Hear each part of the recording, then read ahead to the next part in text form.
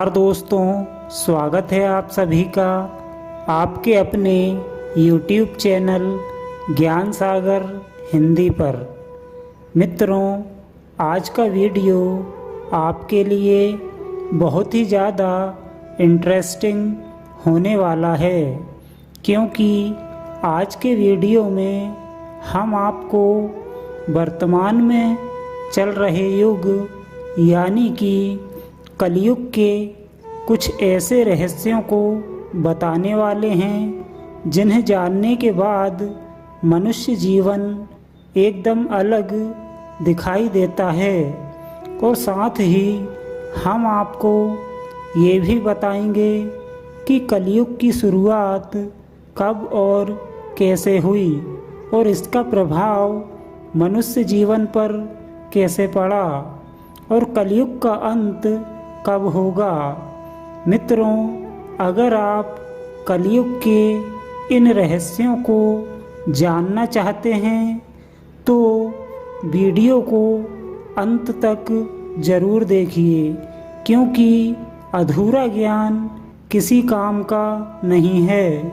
और अगर आप चैनल पर नए आए हैं तो प्लीज़ चैनल को सब्सक्राइब कर घंटी वाले बटन को दबा दीजिए, ताकि वीडियो का नोटिफिकेशन आपको सीधा मिल सके। क्योंकि इस चैनल पर हम आपके लिए ऐसे ही धार्मिक एवं पौराणिक रहस्यों के वीडियो लाते रहते हैं। तो चलिए दोस्तों, शुरू करते हैं आज का वीडियो। मित्रों, हिंदू धर्म में 4 युगों का वर्णन मिलता है, जिसमें पहला युग है सतयुग। पुराणों के अनुसार सतयुग में धरती पर केवल आत्माओं का वास हुआ करता था। धरती पर वास करने वाली इन आत्माओं की उम्र लगभग 1 लाख वर्ष हुआ करती थी। उनका जीवन और अंत खुद उन्हीं के हाथ में था। जिस प्रकार शरीर का अंत होता है, ठीक उसी प्रकार आत्मा का भी अंत हो जाता था।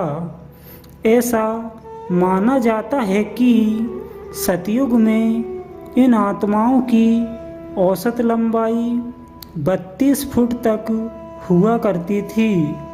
सतयुग की समाप्ति के बाद त्रेता युग का आगमन हुआ। इस युग में सकारात्मक भाव में कुछ गिरावट आई।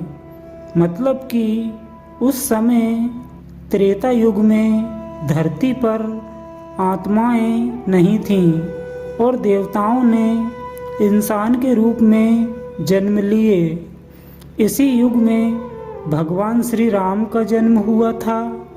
पुराणों के अनुसार त्रेता युग में भगवान राम ने सरयू नदी में समाधि ली थी, लेकिन भगवान राम के परम भक्त श्री हनुमान जी को आने वाले सभी युगों में जीवित रहने का आशीर्वाद मिला था।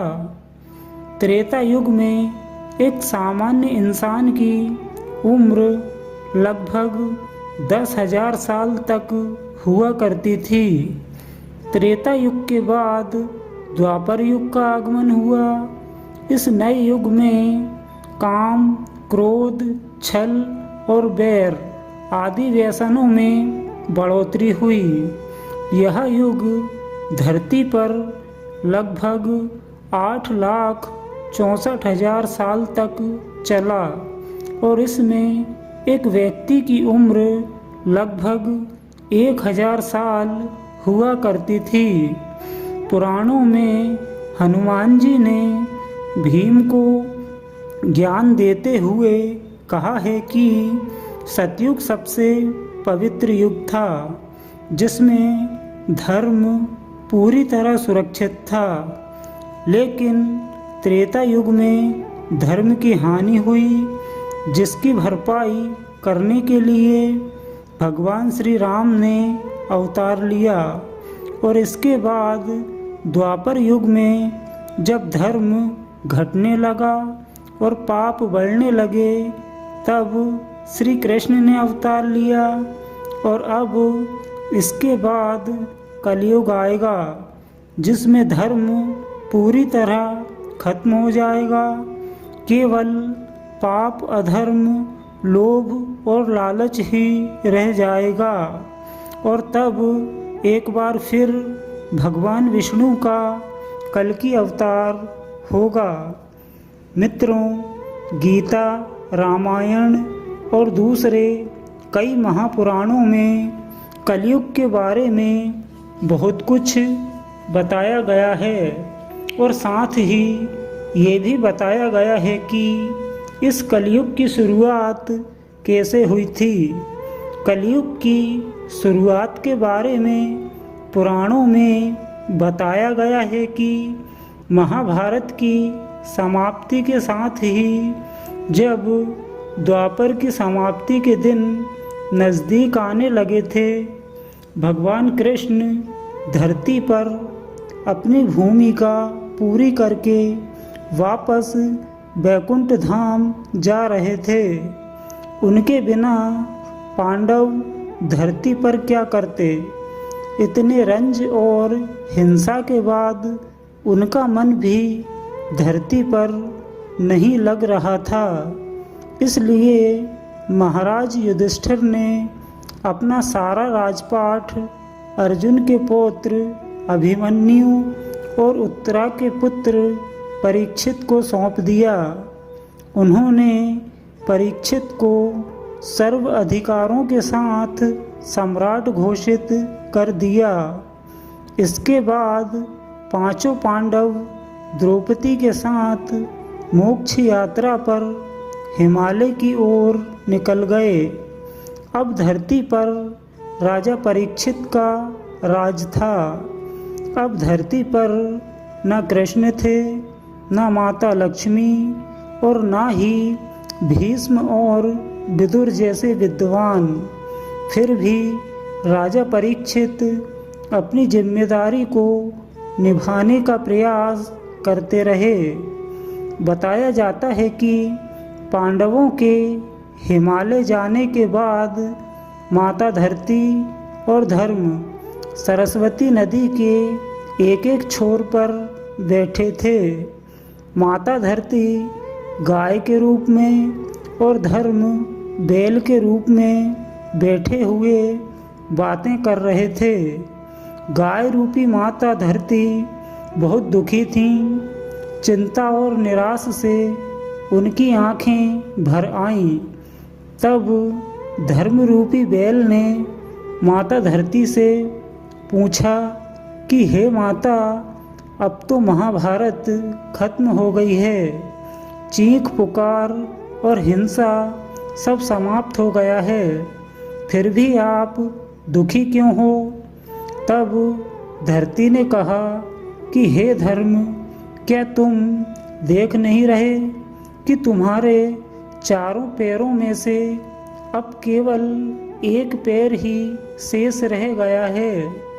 पहले भगवान कृष्ण के चरण मुझ पर पड़ते थे, जिसकी वजह से मैं खुद को सौभाग्यशाली मानती थी, परंतु अब ऐसा नहीं है। अब मेरा सौभाग्य समाप्त हो गया है। धर्म और धरती आगे कुछ बातें कर पाते, इसके पहले वहाँ असुर रूपी कलयुग आ पहुँचा और उसने सरस्वती नदी के किनारे बैठे गाय और बैल को सताना शुरू कर दिया और उसी दौरान राजा परीक्षित का वहाँ से गुजरना हुआ। गाय और बैल को परेशान होते देख उन्होंने कलयुग से कहा, हे दुष्ट पापी, तू कौन है और इस गाय और बैल को क्यों सता रहा है? तेरा ये कृत्य पाप के समान है। तेरा अपराध क्षमा योग्य नहीं है। तेरा अंत निश्चित है।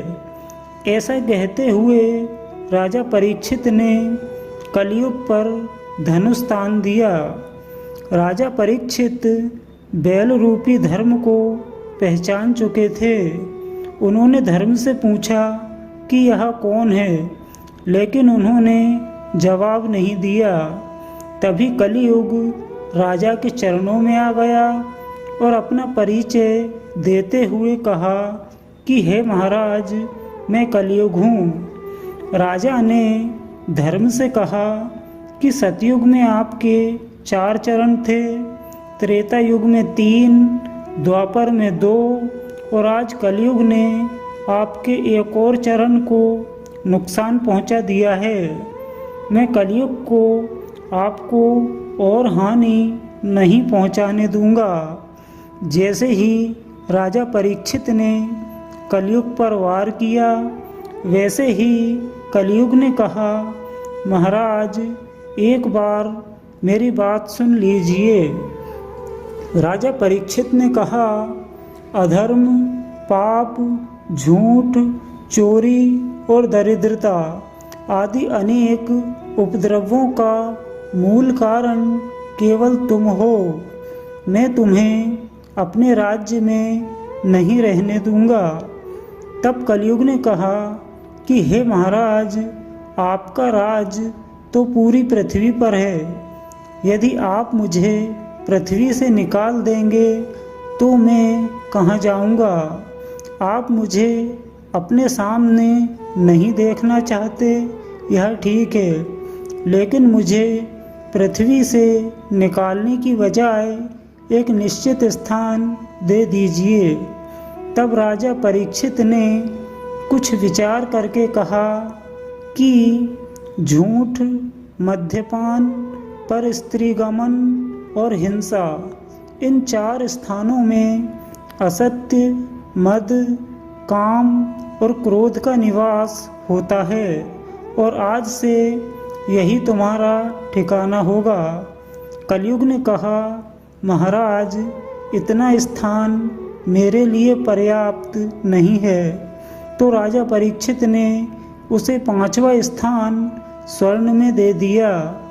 यह सुनते ही कलयुग 5 हिस्सों में बट गया और राजा के दिए गए क्षेत्र में उसका एक एक हिस्सा समाहित हो गया। चूँकि 5वां हिस्सा स्वर्ण था, इसलिए कलयुग ने राजा परीक्षित के स्वर्ण मुकुट में अपना आखिरी स्थान बना लिया। चूँकि राजा परीक्षित पूरी धरती के राजा थे, इसलिए उनके स्वर्ण मुकुट में रहते हुए कलयुग ने धीरे धीरे पूरी धरती पर अपना राज्य स्थापित कर लिया। मित्रों, यदि उस समय राजा परीक्षित अपना स्वर्ण मुकुट त्याग देते तो शायद कलयुग के प्रभाव को सीमित किया जा सकता था।